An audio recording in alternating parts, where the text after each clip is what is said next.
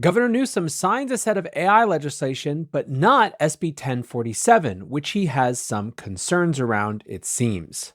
Welcome back to the AI Daily Brief Headlines Edition, all the daily AI news you need in around 5 minutes. Currently in San Francisco, Dreamforce is going on, which is Salesforce's big annual event, where they do a lot more than talk about just Salesforce.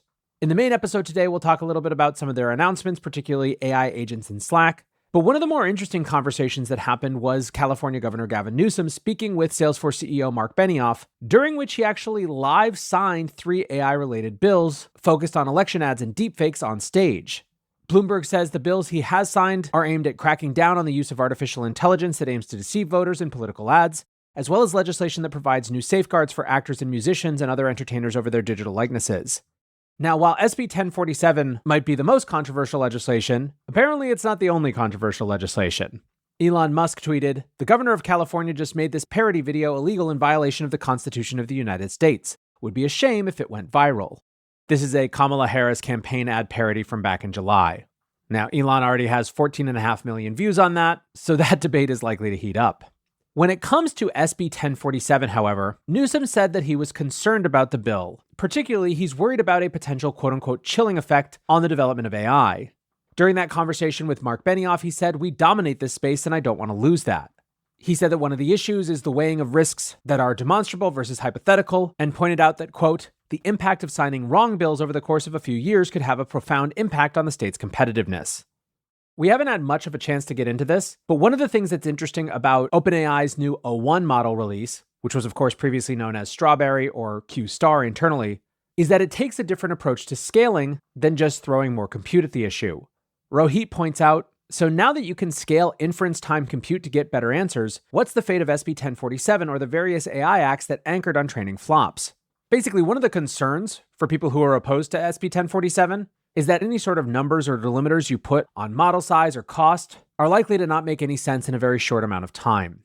The fact that we almost immediately got a model that was organized and trained differently seems to be at least some evidence that that could be an issue. Newsom has until the end of the month to sign or to veto SB 1047, and I will of course keep you posted as that evolves. Interesting news from Microsoft and BlackRock. They have formed a new group to go out and raise $30 to $100 billion to invest in AI data centers. The companies are 2 of the leaders in what's called the Global Artificial Intelligence Infrastructure Investment Partnership, or GAIIP, which also includes Global Infrastructure Partners, which is an infrastructure investor that is being acquired by BlackRock, and MGX, which is a tech investor based in the United Arab Emirates. MGX has G42, the controversial UAE company that Microsoft recently made a minority investment in as one of its founding partners. Between this and Sam Altman's plans to go raise trillions for a global AI infrastructure initiative, it's clear that this build-out just continues to ramp up. Beleaguered Intel has announced its plans to deal with flagging fortunes. The company is planning to spin out its Foundry business, and at the same time announced a big chip deal with AWS. Now, this transition to having a chip Foundry division was supposed to be Intel's big comeback play. However, it hasn't worked out as well as they had hoped, and so now they're transitioning Intel Foundry to become an independent subsidiary that will gain an operating board including independent directors, even though its leadership won't change and the subsidiary will remain inside the Intel company. Intel also announced that the new Foundry company would pause chip fabrication projects in Poland and Germany for 2 years, but that at the same time, they had signed a deal with AWS to co-develop an AI chip with Intel's 18A chip fabrication process.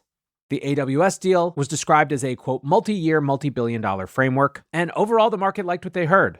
The combination of announcements sent Intel up 6%, although it has still been a really rough year for that company.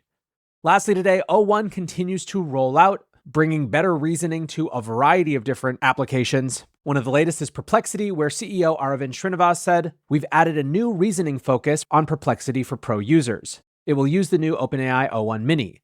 There's no search integration yet, the model is slow and usage is limited because of rate limits. It's good for puzzles, math, and coding. Pro searches are your best way to use multi-step reasoning and web search." I think it's fair to say that we are still very early in figuring out what the better reasoning capabilities of O1 are really going to be most useful for, but with the model coming to places like Perplexity, there will be many more shots on goal to figure that out. That's going to do it for today's AI Daily Brief Headlines Edition. Next up, the main episode.